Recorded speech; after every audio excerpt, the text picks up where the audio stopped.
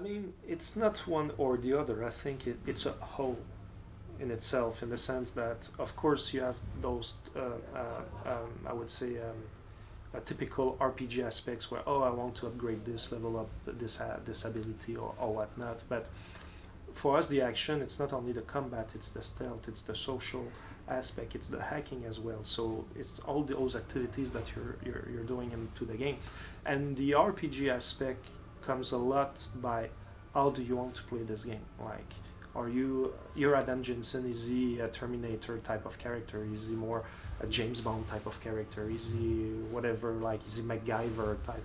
And we give the tools to the player to play that fantasy the way they want. So I think the role playing aspect comes a lot from that, as opposed as just like leveling up abilities and things like that. Some of the choices on the very high level angle, the story is linear in the sense that we go from plot point to plot point until the conclusion of the game.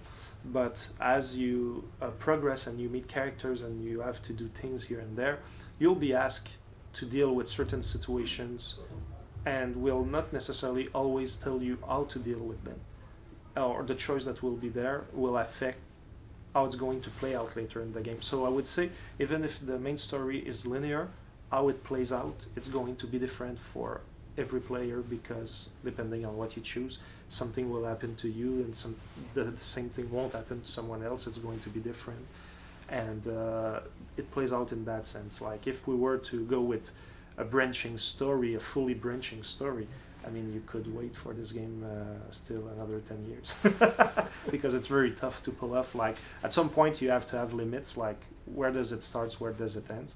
But I think we're with this game you'll see plenty of different things depending on how you play. So playing more than once to see it all might be a good idea. Non-lethal, you wouldn't have the same weapons to start. You would have to use them in different contexts. Like, if you go with the stun gun, at distance it doesn't work, so you need to have your enemies at really close range. With the tranquilizer gun, you can go from distance to take them down, but those guys are just asleep, so if their allies see them, they will awaken them and they will try to look for you and search. So now the playing field might be a little bit more difficult this time around. So when you use those weapons, you need to hide the bodies to make sure that nobody sees them and everything.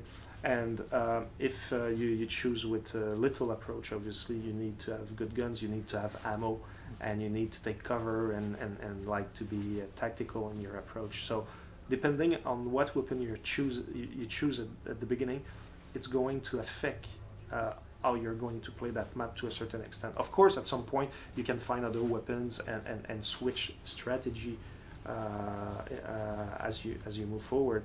But initially, your first choice is really going to affect your first encounters, definitely in a different way.